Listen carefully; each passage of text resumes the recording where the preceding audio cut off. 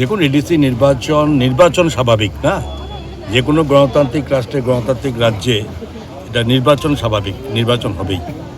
সে নির্বাচনে প্রত্যেকটি রাজনৈতিক দল তাদের ভাবনা, তাদের করণীয়, তাদের কী রকমভাবে আগামী দিনে ডেভেলপমেন্ট হবে সেগুলো সকলের সামনে তুলে ধরা হচ্ছে আমাদের কর্তব্য। কিন্তু দেখা যায় এখানে আমরা যেখানে রাজ্যের আজকে মাননীয় মুখ্যমন্ত্রীর নেতৃত্বে অবশ্যই দেশের প্রধানমন্ত্রীর যে সহযোগিতা বা ওনার যে ভিশন সেটাকে সামনে রেখে আমরা কাজ করে চলেছি গত 8 বছর যাবত। এবং প্রশ্ন হচ্ছে এই কাজ কতটা মানুষের কাছে পৌঁছেছে এটা রাজ্যের মানুষই বলতে পারে।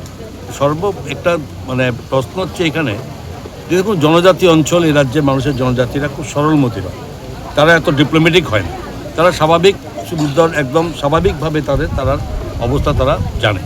তো তাদেরকে মাঝে মধ্যে কিছু স্বার্থান্বেষী যারা শুধুমাত্র তাদের ক্ষমতা লাগে, যাদের নিজেদের ব্যক্তিগত লাভালাভের প্রশ্ন আছে, তাদেরকে ভুল বোঝানোর চেষ্টা করা হয়। এখানে আমরা যাদেরকে আমাদের উদ্দেশ্য হচ্ছে তাদেরকে প্রকৃত তথ্য দিয়ে তাদেরকে বুঝিয়ে এবং সেই জায়গার থেকে তাদেরকে কাটিয়ে এনে আগামী দিনে এই ডেভেলপমেন্টে যুক্ত করার জন্য প্রয়াস নিয়ে আমরা চলেছি।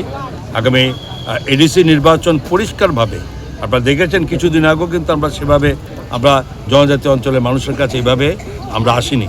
আজকে রাজ্যের মাননীয় মুখ্যমন্ত্রী প্রফেসর ডক্টর মানিক সাহা মহোদয় প্রতিদিন অলমোস্ট যেখানে জনজাতিদের নিয়ে উনি সভা করছেন এবং আমাদের বিরুদ্ধে যারা অপবাদ করে চেষ্টা করছেন যে আমাদেরকে ছোট করার জন্য, সেটার থেকে স্বাভাবিকভাবে মানুষ সরে এসছে এবং সেটা সরে এসে আমরা এটা প্রমাণিত যে মানুষ আমাদের সমর্থনে আছেন।